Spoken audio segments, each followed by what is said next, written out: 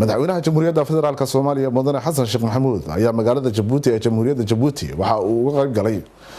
kulan ay ku yeesheen madaxda wadamada ciidamada ay ka joogaan Soomaaliya.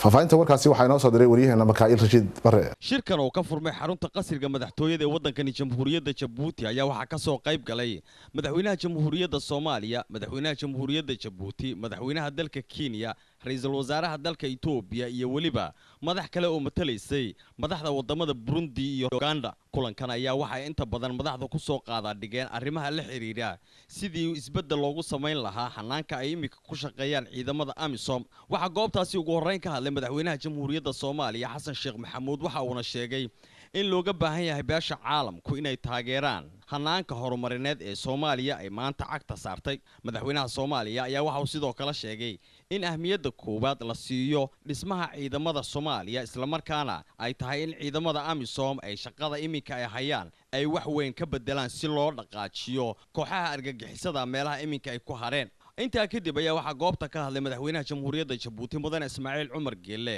waxa uu sheegay in loo baahan yahay howlgal ay ka midaysan yihiin ciidamada AMISOM in gabi ahaanba kooxaha argagixisada looga saaro dalka. madaxweyne Geelle ayaa waxa uu sheegay in Soomaaliya ay horumar dhinacyo kala duwan sameysay marka loo eego dhinaca horumarka bulsho iyo waliba dhismaha dalka. waxa sidoo kale uu sheegay in loo baahan yahay in ciidamada AMISOM ay helaan taageero la xiriirta sidii sare loogu qaadi lahaa hanaanka ammaan ee ka jira Soomaaliya. kulankaasi kadib ayaa waxa shir jaraa'id ku qabtay xarunta madaxtooyada wadankani jamhuuriyadda Jabuuti madaxweynaha jamhuuriyadda Soomaaliya Xasan Sheekh Maxamuud iyo madaxweynaha jamhuuriyadda Jabuuti. madaxweynaha Soomaaliya ayaa shirkiisa jaraa'id waxa uu kaga hadlay xaaladaha Soomaaliya iminka iyo waxyaabaha la doonayo in la qabto. horta anagu waxaan ku jirnaa waa dagaalkuna macrakooyin kala duwan uu soo maray inta macrako oo ay shabaab iyo SNA ama AMISOM isagoo yimaadeen taariikhda waa la garanayaa dhammaan guuldarro ay shabaab ay ku ahayd laga bilaabo agagaarka madaxtooyada Soomaaliya ee Muqdisho laga wado ilaa la gaarsiiyo xuduudaha iyo meelaha fogfog waad ogtiin. marka marmar way dhici kartaa in macrakooyinka qaarkood ay dhibaato ka timaado, laakiin waxyaabahaas waa waxyaaba hadda aan ka hadlayay oo ahayd in meelihii dabacsanaani ay ka jirto in la sii dhuudhuujiyo iyo meelihii farq uu ka jira in la sii buuxiyo oo aan waxaasina ay ka baxaan. al-shabaab maanta waxay marayaan haddii ay shalay meelaha waaweyn ee dawladda iyo xeryaha waaweyn ee ciidamada geli jireen maanta magaalada Muqdisho aad aragteen baabuur inay inta soo cabeeyaan wadada dhexdeeda ku qarxiyaan guryaha agagaarkaas ku yaala si ay dadku ugu kordumaan ay ku dhibaatoodaan. meeshaasay marayaan wayna kasii hoos dhacayaan, laakiin wax kasta oo dhib oo dhacay oo ay geysteen 10 baa laga bartay, waxna waa laga faa'iiday, farsamadiina waa la bedelay loo wajahayay. dhawaan ilaahay idankiis wax badan oo hadda ay wadaan oo noocyadan waliba oo gaadmada ah way soo gabagaboobi doontaa diyaarina insha Allah. intaa kadib ayaa madaxweyne Geelle oo wax ka weydiinay tababarada ciidamada AMISOM ay bixiyaan in aanay ahayn kuwo ku filan in ciidamadaasi ay noqdaan kuwo marka dambe la wareega ammaanka Soomaaliya ayaa waxa isna uu ku jawaabay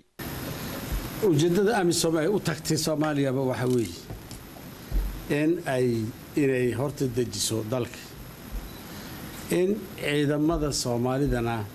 la ururiyo, la tababaro, la tamareeyo, markaana ay uga baxaan oo ay u yimaadaan ay mas'uuliyadooda oo dhan ay wada qaadan karaan ciidamada Soomaalida. ujeedadu iyo falsafadu sidaa weeye iyo siyaasaduba tiim baa lagu jiraa weli waan saluug u jira, laakiin niyadu iyo isfahamkuna u jira